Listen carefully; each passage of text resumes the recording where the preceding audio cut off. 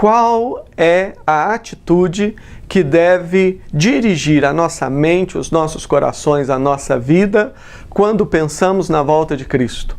Em outras palavras, como devemos aguardar a volta de Cristo?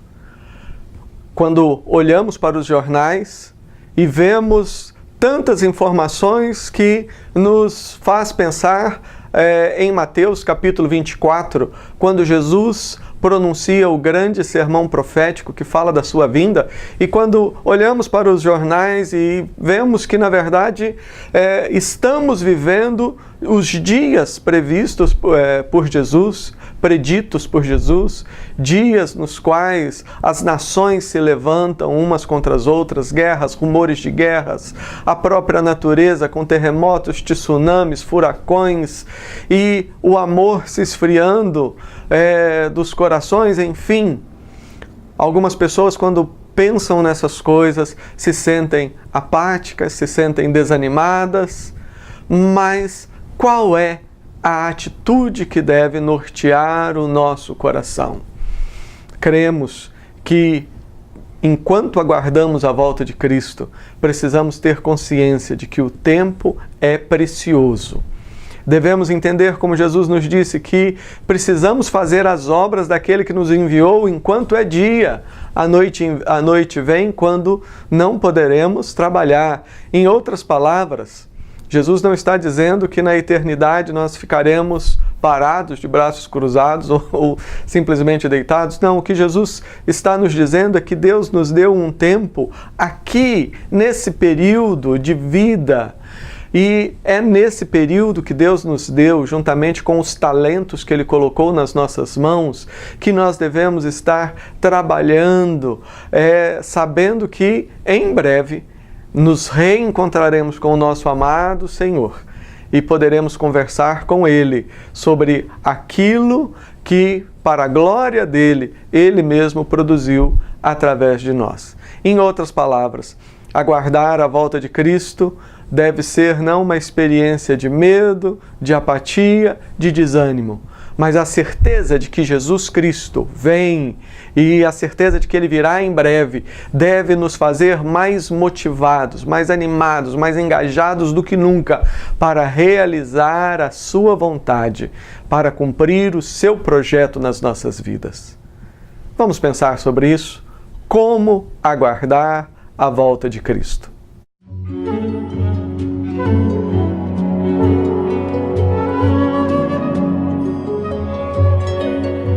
Convido você, meu querido, minha querida, a abrir a sua Bíblia na carta do apóstolo Paulo aos Tessalonicenses. Primeira carta do apóstolo Paulo aos Tessalonicenses. Nós leremos inicialmente no capítulo 1, versículos de 6 a 10. 1 Tessalonicenses,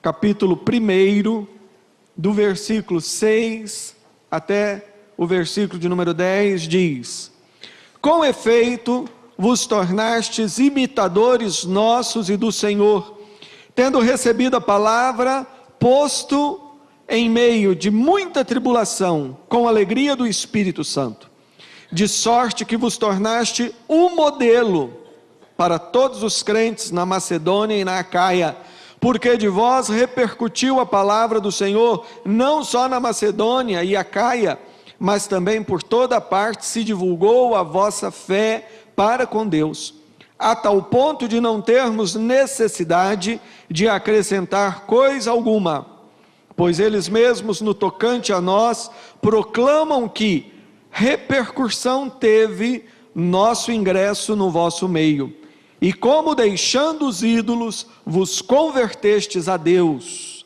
para servirdes o Deus vivo e verdadeiro, e para aguardardes dos céus o seu Filho, a quem Ele ressuscitou dentre os mortos, Jesus, que nos livra da ira vindoura. O versículo 10, ele enfatiza a gloriosa esperança que o Espírito Santo, nesses últimos dias, tem aquecido no coração da igreja.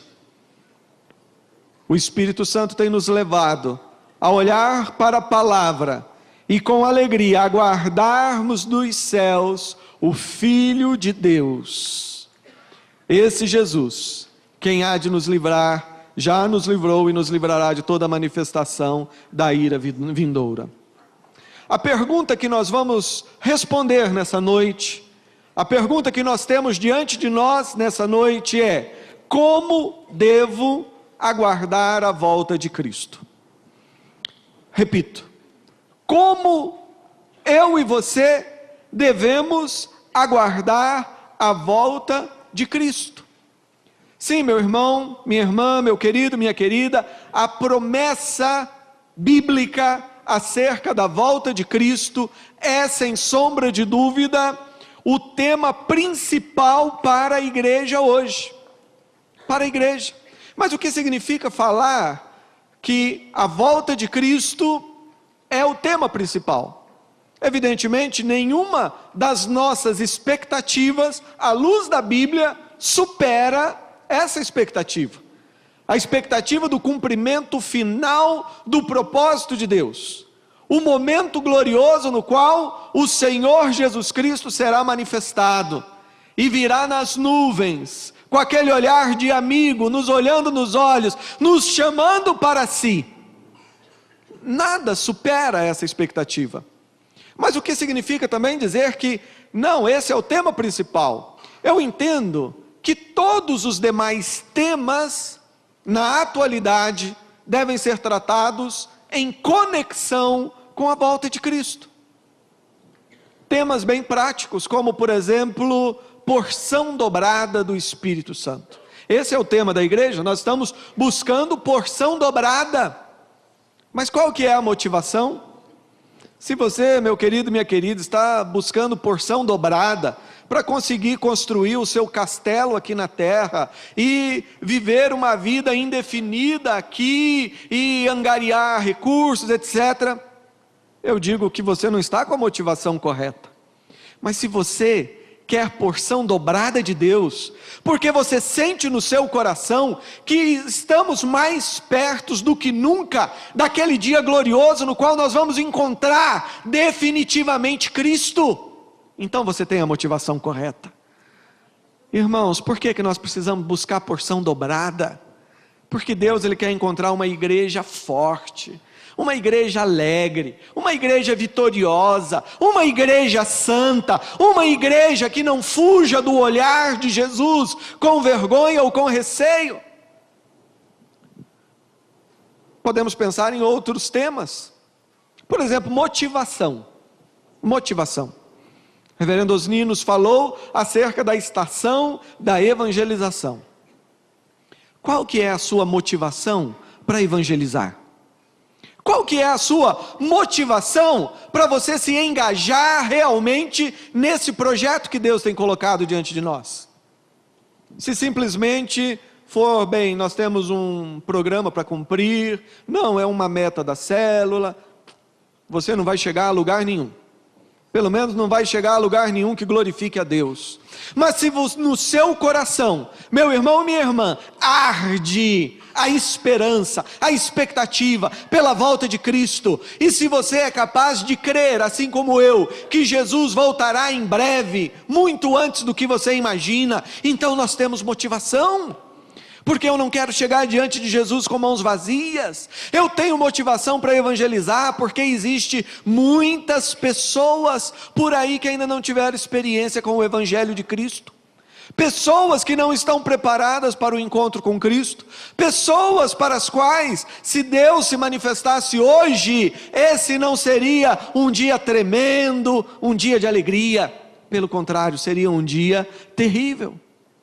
E todos os outros temas tão necessários na vida cristã, quando conectados com a esperança gloriosa da volta de Jesus, que será muito em breve, toma uma outra força. Vida de santidade.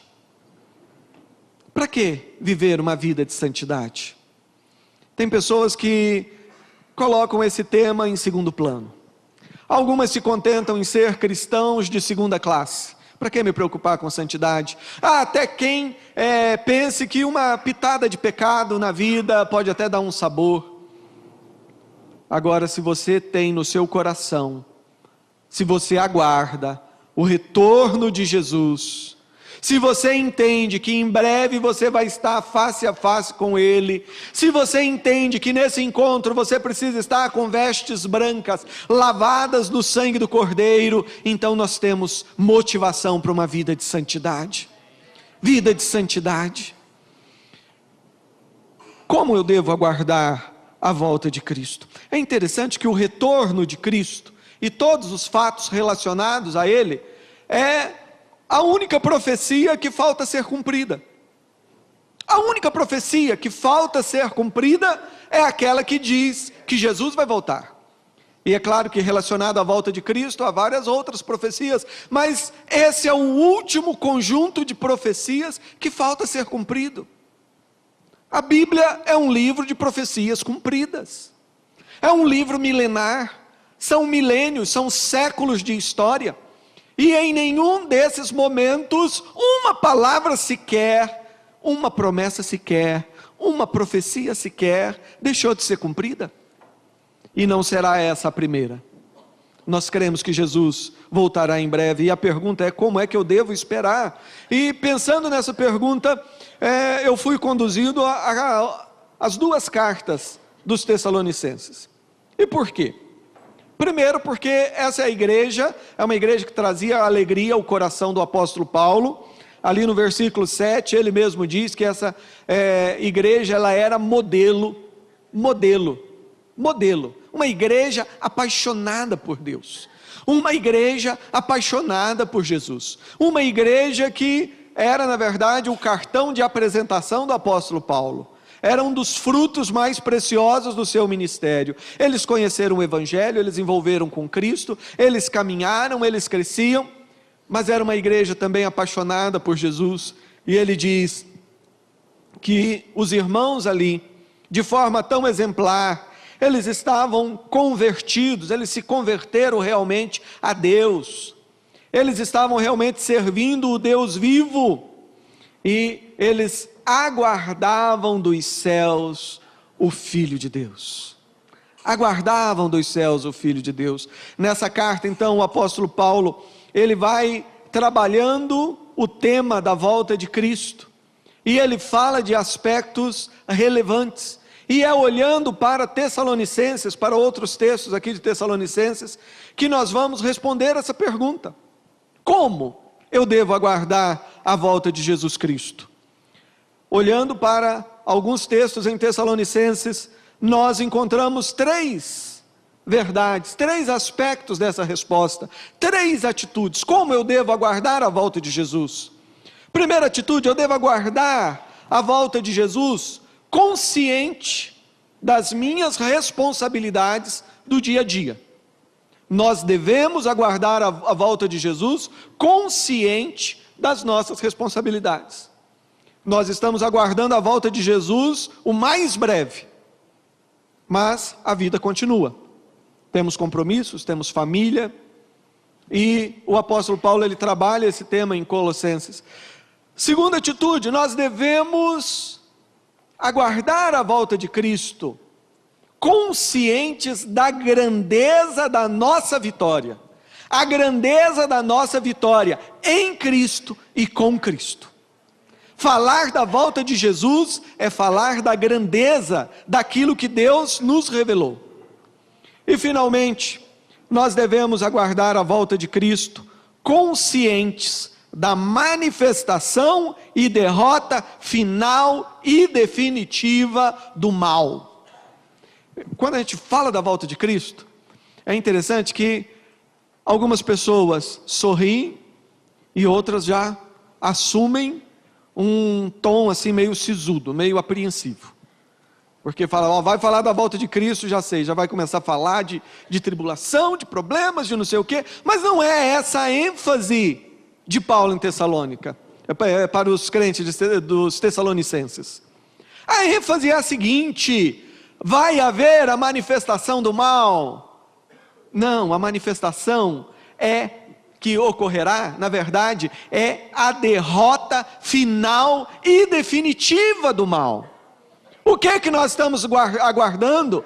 É o fim, graças a Deus. O que nós estamos aguardando é o fim de toda a expressão de maldade que nos atormenta pela vida toda. Você gostaria de morar eternamente nesse mundo do jeito que ele está? Nem eu tampouco. Ter que sofrer todas as coisas. É triste viver num mundo onde você tem que fazer de conta que não escuta, fazer de conta que não vê. Alguém disse, se você não quer saber, por que pergunta? Porque há tanta desgraça, tanta miséria, coisa tão horrorosa. Irmãos, nós devemos aguardar a volta de Cristo conscientes da manifestação e derrota definitiva do mal. Vamos, vira lá as páginas, vamos lá para 2 Tessalonicenses. 2 Tessalonicenses, capítulo 3. 2 Tessalonicenses, capítulo 3. Nós leremos do versículo 6 até o versículo 13.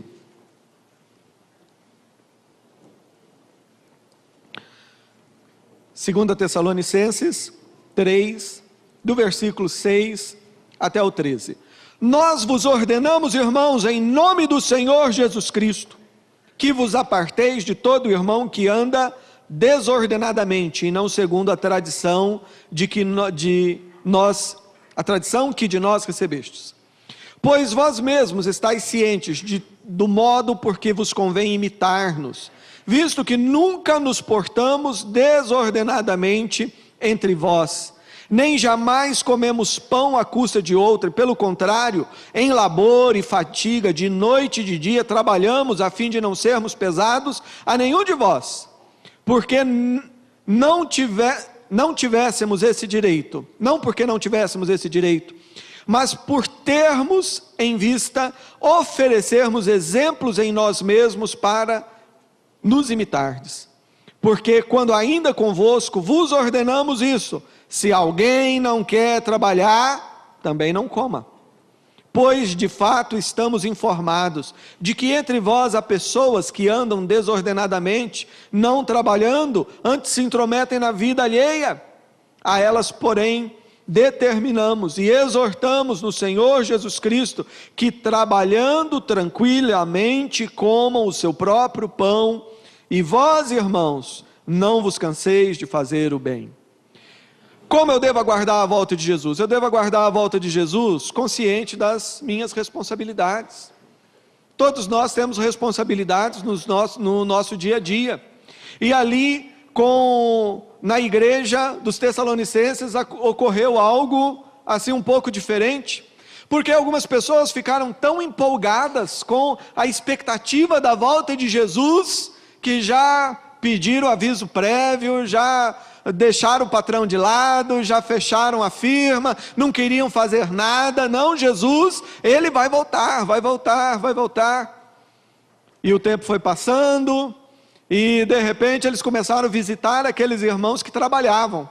Ô irmão, ainda bem que você trabalha, mas eu estou esperando a volta de Cristo. O que tem para o almoço, né?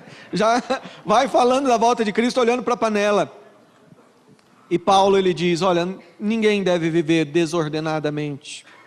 Você deve trabalhar para viver uma vida tranquila, uma vida tranquila. E ele estabelece aqui uma regra bem objetiva. Ele diz, se alguém não quer trabalhar, também não coma. Você não quer trabalhar? Não precisa, mas também não vai comer. Não vai comer. Irmãos, Paulo, na verdade, ele deu o exemplo, como nós lemos, ele deu o exemplo. Durante o período que ele esteve trabalhando nessa região, embora tivesse o direito de ser mantido, ele abriu mão desse direito, e ele foi então, com as próprias mãos, trabalhou para sustentar.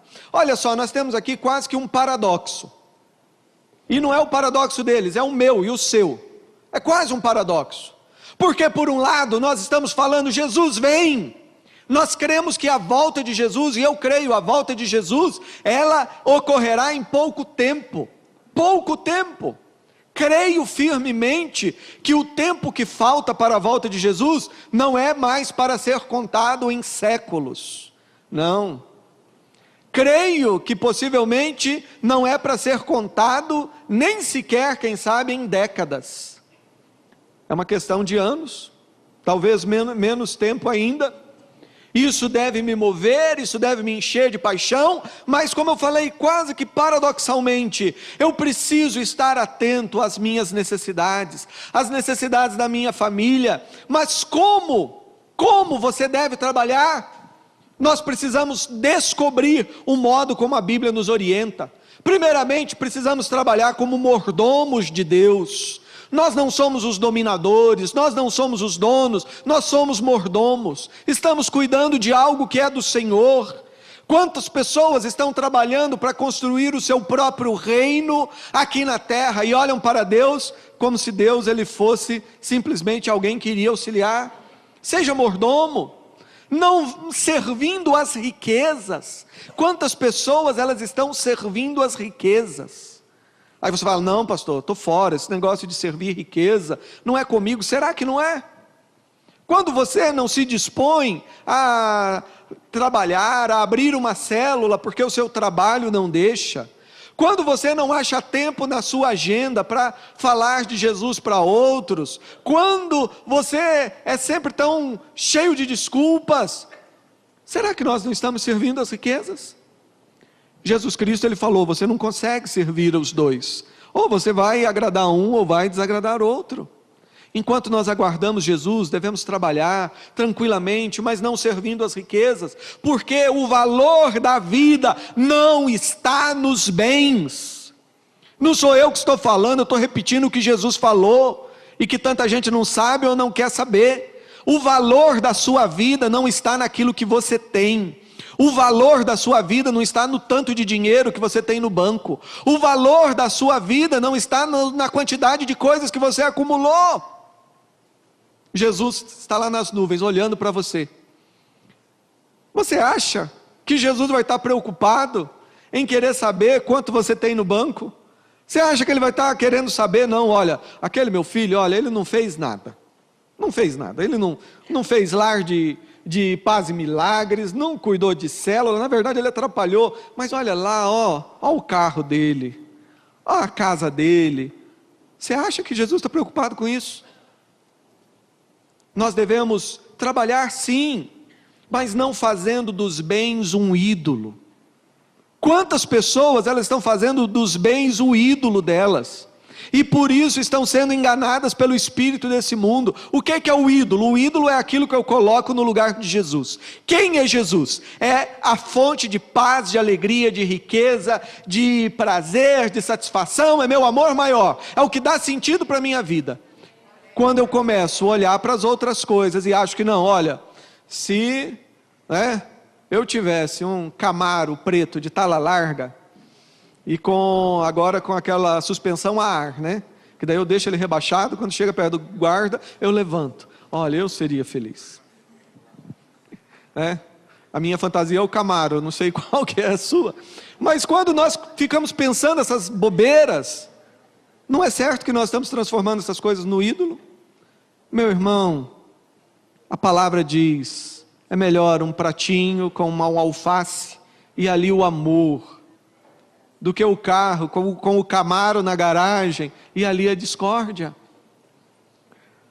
Nós devemos trabalhar não amando esse mundo e guardando o nosso coração do pecado da mulher de Ló. Qual foi o pecado daquela mulher? Ela saiu de Sodoma e Gomorra, mas Sodoma e Gomorra não saiu do coração dela, e ela virou para trás. O grande problema é que muitas vezes o mundo está no nosso coração. Mas nós devemos então, como vamos aguardar a volta de Cristo? Sim, vamos trabalhar. Temos que pagar as contas, temos que cuidar da moradia, cuidar da família, vamos fazer isso. Mas de uma forma que seja um ato de adoração a Deus. Como é que eu devo aguardar a volta de Cristo? Vamos lá, Tessalonicenses. 1 Tessalonicenses, agora no capítulo 4. capítulo 4, a partir do versículo 13. Filipenses 4, a partir do versículo 13. Tessalonicenses, desculpe. Filipenses é um excelente livro, mas nós estamos pregando em Tessalonicenses. 1 Tessalonicenses 4, 13 em diante diz: não queremos, porém, irmãos, que sejais ignorantes com respeito aos que dormem, para não vos entristecerdes como os demais que não têm esperança. Pois se cremos que Jesus morreu e ressuscitou, assim também Deus, mediante Jesus, trará em sua companhia os que dormem. Ora, ainda vos declaramos por palavra do Senhor isto: nós, os vivos, os que ficarmos até a vinda do Senhor, e eu creio que eu e você somos esses vivos que vão ficar até a vinda do Senhor. Amém, aleluia. Nós, os vivos, os que ficarmos até a vinda do Senhor, de modo algum precederemos os que dormem. Porquanto o Senhor mesmo, dada a sua palavra de ordem, ouvida a voz do arcanjo e ressoada a trombeta de Deus, descerá dos céus. E os mortos em Cristo ressuscitarão primeiro, depois nós, os vivos, os que ficarmos, seremos arrebatados juntamente com Ele nas nuvens, para o encontro do Senhor nos ares. E assim estaremos para sempre com o Senhor. Consolai-vos, pois, uns aos outros com essas palavras. Irmãos, relativamente aos tempos, às épocas, não há necessidade de que eu vos escreva, pois vós mesmos estáis inteirados com precisão de que o dia do Senhor vem como ladrão de noite. Quando andarem dizendo paz e segurança, eis que lhes sobrevirá a repentina destruição. Como vem as dores de parto, aqui está para dar à luz, e de nenhum modo escaparão. Como eu devo aguardar a volta de Jesus? Eu devo aguardar a volta de Jesus sabendo que eu estou aguardando. Eu devo aguardar a volta de Jesus consciente da grandeza da nossa vitória em Cristo. A nossa vitória não é só em Cristo, a nossa vitória é com Cristo. Irmãos, você tem consciência da grandeza da sua vitória? Quantas pessoas, elas nem sequer avaliam a grandeza da bênção que tem no Senhor Jesus Cristo? Quantas pessoas olham para Cristo apenas buscando aquelas vitórias, que você acha que vitória, mas coisinhas pequenas. Não, olha, eu quero que o Senhor me ajude nisso. O solteiro tem sempre aquela expectativa: não, eu quero que o Senhor me ajude a casar, eu quero que me ajude aquilo. Oh, que vitória, estou estudando. Irmão, são vitórias, mas são vitórias pequenas. A maior de todas as vitórias é aquela que a palavra de Deus nos promete, quando fala que Deus está conduzindo a história da humanidade para um epílogo, para um momento final. E que momento final é esse? É o momento onde Ele vai manifestar o seu poder, o momento no qual o mal vai ser extirpado da face da terra, o momento no qual a morte será vencida. A morte é a coisa mais terrível que tem, é morrer. Toda vez que nós temos que celebrar um ofício fúnebre, dói. Sempre que você olha um corpo no caixão, dói. Porque nós conhecemos a pessoa que está ali.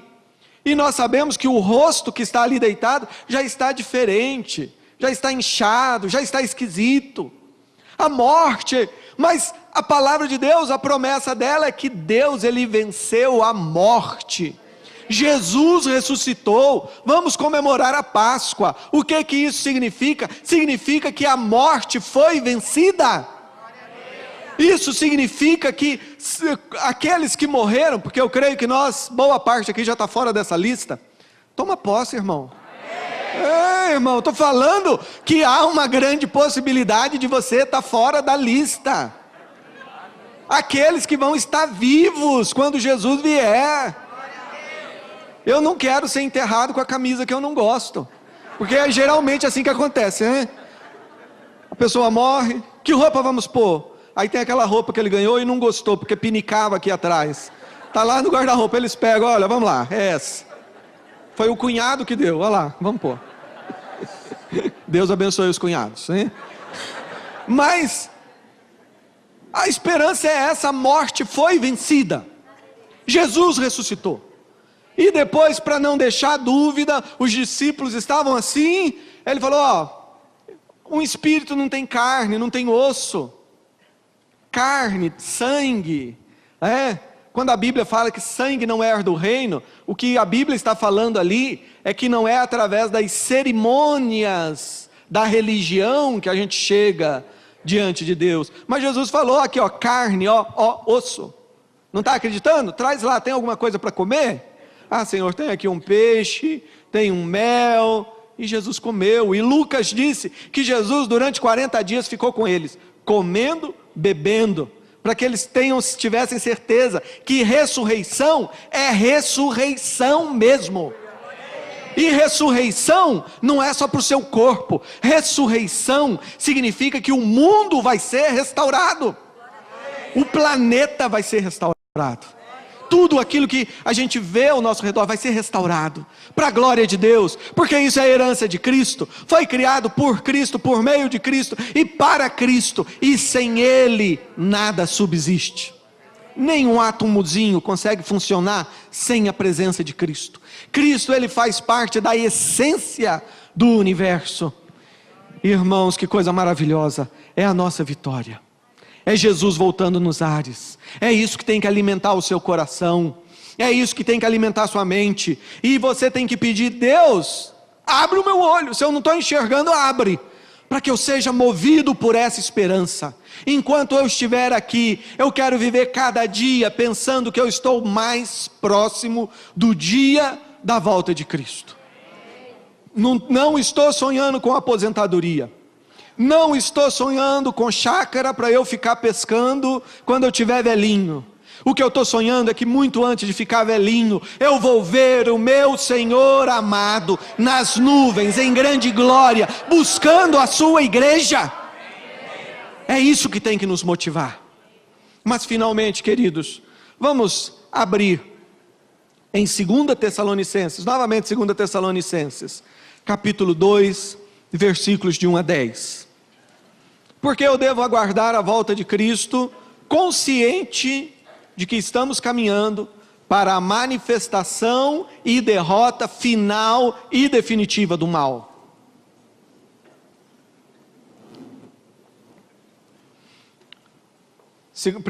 Segunda Tessalonicenses 2, versículo 1 em diante. Irmãos, no que diz respeito à vinda do Senhor Jesus Cristo e a nossa reunião com Ele, nós vos exortamos a que não vos demovais da vossa mente com facilidade, nem vos perturbeis, quer por espírito, quer por palavra, quer por epístola, como se procedesse de nós, supondo tenha chegado o dia do Senhor. Ninguém de nenhum modo vos engane, porque isso não acontecerá sem que primeiro venha a apostasia. Apostasia, deixa eu parar a leitura aqui um pouquinho, é essa rebelião contra Deus. O que é apostasia? É atrás do trio elétrico, só quem vai, quem ainda não experimentou vida. Nós estamos vendo no Brasil o exemplo da apostasia. E não é só no Brasil, você olha no mundo inteiro. São as populações e populações que não querem saber de Deus. E não querem saber de Deus não é porque não conhecem a Deus, mas é porque elas conhecem a Deus, mas amam o diabo. São adoradores de Satanás, em maior nível ou menor nível. E Paulo ele está falando, olha, primeiro vem a apostasia, e seja revelado o homem da iniquidade, o filho da perdição, o qual se opõe e levanta contra tudo que se chama Deus, ou é objeto de culto, a ponto de assentar-se no santuário de Deus, ostentando-se como se fosse o próprio Deus. Não vos recordais de que ainda convosco eu costumava dizer-vos essas coisas, e agora sabeis o que detém, para que ele seja revelado somente em ocasião própria. Olha só, nós estamos falando da manifestação do mal, mas o texto ele já está colocando os pontos nos is, né? O apóstolo Paulo ele está falando, ó, você precisa saber quem que está detendo o mal, porque o mal só vai ser revelado no tempo próprio. Quem é que detém o mal? É Deus. Nós não cantamos aqui?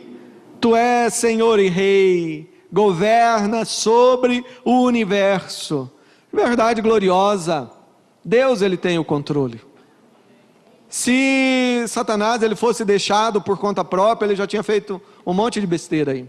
Mas ele está freando, Jesus o freou. Existe um plano, existe um projeto. Com efeito, o mistério da iniquidade já opera e aguarda somente que seja afastado aquele que o detém. Então será, presta bem atenção no versículo 8, leia aí o versículo 8, risca na sua Bíblia. Então será de fato revelado o iníquo, a quem o Senhor Jesus matará com um sopro da sua boca, e o destruirá pela manifestação da sua vinda. Ora, o aparecimento do iníquo é segundo a eficácia de Satanás, com todo o poder e sinais e prodígios da mentira.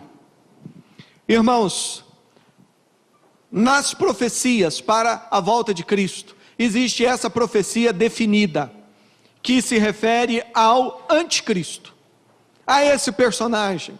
Jesus disse, olha, vai acontecer isso, mas primeiro, esse personagem precisa surgir. Paulo está escrevendo e dizendo, olha, eu já falei para vocês, Cristo vai vir, mas primeiro surgirá o homem da iniquidade. E eu gostaria que nós pensássemos sobre esse assunto agora de uma forma séria. O que eu quero dizer de uma forma séria? Não com a fantasia que às vezes nós tratamos o assunto. Mas nós vivemos no mundo real. As coisas no mundo real ocorrem dentro de uma certa lógica. Vamos pensar nisso de uma forma madura? Às vezes fala em anticristo, o sujeito já fecha o ouvido, já fica com medo. Não! Vamos pensar nesse tema? Primeiramente, irmãos, quem seria o anticristo? Há muitas suposições. Mas, embora existam suposições, uma coisa nós podemos afirmar categoricamente: esse anticristo, esse homem da iniquidade, ele vai ser o governante de um governo estruturado mundialmente. E se a respeito da identidade dele, o que nós temos é suposições, a respeito do governo do qual ele vai estar à frente, nós podemos afirmar categoricamente: o nome desse governo é Nova Ordem Mundial. Nova Ordem Mundial. Você já deve já ouviu isso na televisão, presidentes e grandes grupos econômicos. Só não ouve quem não quer. Só não ouve quem não quer. E o que é uma nova ordem? Nova ordem significa, vamos acabar com a antiga ordem. Qual que é a antiga ordem?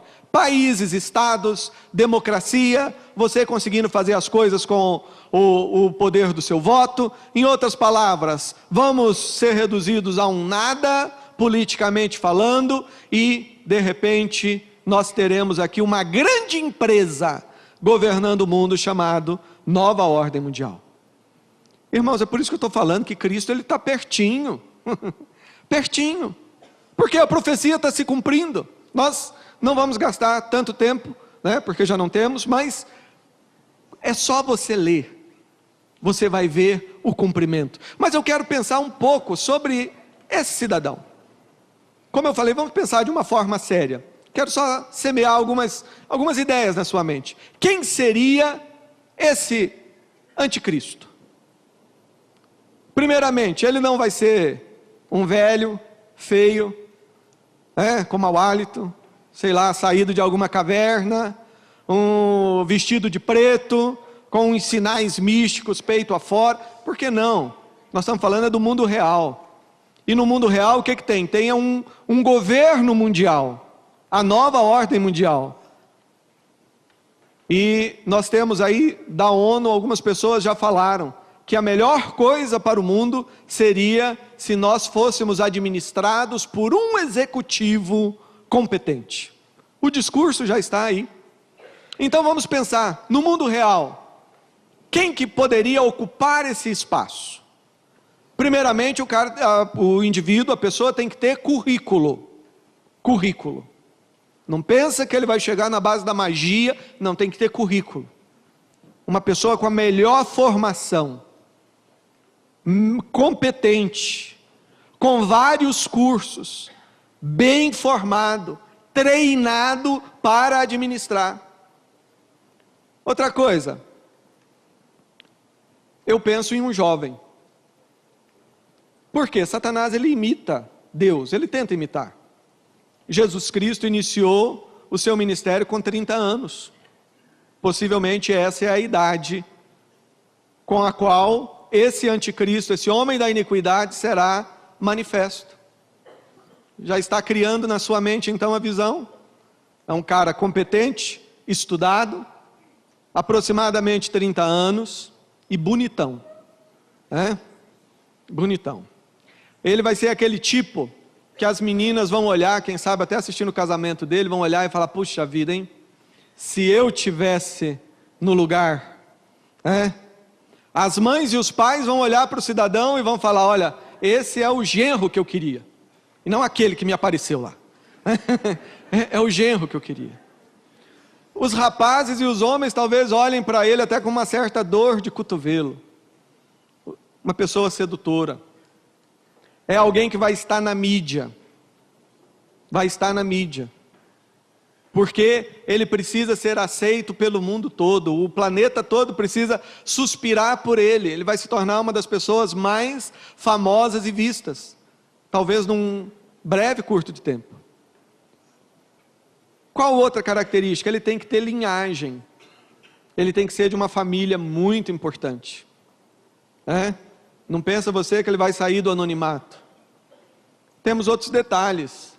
Ele tem que ser de uma família que afirme que é descendente direto de Davi. Sim, porque ele vai ter que ser, ele vai querer assumir a posição de Messias. Messias é judeu. Tem que ser uma família que afirme linha judaica. As pessoas que estão dominando, e com isso eu estou concluindo, as pessoas que estão fazendo todo esse projeto de domínio da terra, eles têm dominado e governado todos os meios de entretenimento. O cinema, especialmente, tem sido uma das ferramentas que eles usam para moldar a sua mente e fazer você pensar o que eles querem. Há poucos anos, eles lançaram um filme, fez sucesso, com Tom Hanks, é o Código da Vinci. Não sei quantos aqui assistiram o Código da Vinci. Foi famoso o filme, o livro. E qual que era a história daquele filme? Era uma história antiga que eles estavam querendo tornar popular. A história que dizia que os cavaleiros, quando foram buscar lá o famoso Santo Graal, o Graal não era na verdade um objeto, mas o Graal era um segredo. Qual que era esse segredo? O segredo era que Jesus não tinha ressuscitado nada, nem morrido nada. Que Jesus, na verdade, ele era um homem comum, casou-se com Maria Madalena, teve vários filhos, e o segredo, de acordo com o Código da Vinci, é que haveria ainda hoje vivendo uma linha sanguínea ligada a Jesus. E é assim que termina o filme, porque lá o personagem, ele descobre que a moça que está com ele desde o início do filme, era na verdade, no filme, a descendente de Jesus. Existe um rapaz por aí que tem todas essas qualidades que eu falei, e vários outros aspectos. A mãe dele morreu há um tempo atrás num acidente, mas ela dizia ser da linhagem do Graal. Consequentemente, esse rapaz, ele reivindica ser da linhagem direta de Jesus. Você sabe aquela história do Santo Sudário? Aquele negócio lá, daquele pano que falaram que colocaram em cima de Jesus, né? Dizem que é de Jesus. Depois de muito tempo, eles resolveram liberar, olha só, que coincidência, resolveram liberar o Santo Sudário para uma pesquisa de DNA. Por quê? Eles querem saber, será que é difícil, né? É difícil, mas será que a gente não consegue descobrir, né, quem tem o DNA exato do Santo Sudário? Aqui é suposição, mas eu creio que muito em breve, esse rapaz ou alguém vai aparecer aí falando, olha, encontramos, agora temos uma prova genética de que esse é o descendente de Jesus. Irmãos, talvez alguns estejam pensativos, mas o que eu estou querendo colocar é que essas coisas são coisas que estão acontecendo. Mas o que você e eu vamos fazer? Vamos terminar a noite apreensivos, preocupados? Não! Porque o texto de Tessalonicenses não é para dizer simplesmente que vai surgir anticristo ou coisa parecida. O texto de Filipenses, foi por isso que eu pedi, grifa o versículo 8. Esse texto é para dizer que tudo aquilo que Satanás tentou fazer, conspirando desde os céus e durante os séculos, tudo aquilo que ele conseguiu armar, todo esse teatro, todo o seu esforço, vai ser destruído simplesmente com o sopro da boca de Jesus. É o sopro da boca de Jesus. Nós devemos aguardar a volta de Cristo, não como pessoas em choque. Quem tem que estar em choque é Satanás e seus demônios. Eles que têm que estar em choque, porque eles sabem que pouco tempo lhes resta. A vitória é nossa. Igreja de Londrina, Igreja Central de Londrina, nós estamos falando de avivamento. Nós cremos que Deus quer levantar um grande exército, e esse exército, para ser levantado, tem que estar com a cabeça no lugar certo, não como o avestruz debaixo da areia. Tem que estar com os olhos olhando para o céu, com o coração batendo, e falando: Senhor, Maranata, vem logo, Senhor. Vem logo, cumpre logo as profecias. E se de repente, muito em breve, olhando nos jornais, você começar a ver fatos e lembrar dessa pregação, e começar a identificar e falar: olha, está surgindo aí o grande líder da nova ordem mundial, aleluia, Jesus está próximo, Jesus está às portas. Como eu devo esperar a volta de Jesus? Feche seus olhos. Como eu devo aguardar a volta de Jesus? Eu devo aguardar a volta de Jesus cuidando da minha vida. É uma atitude quase que paradoxal. Eu estou com uma esperança tão grande, mas eu tenho que cuidar da minha vida. Quem não trabalha não come. Eu tenho que esperar, aguardar a volta de Jesus, sabendo que eu estou caminhando para participar desse momento glorioso da vitória de Jesus Cristo.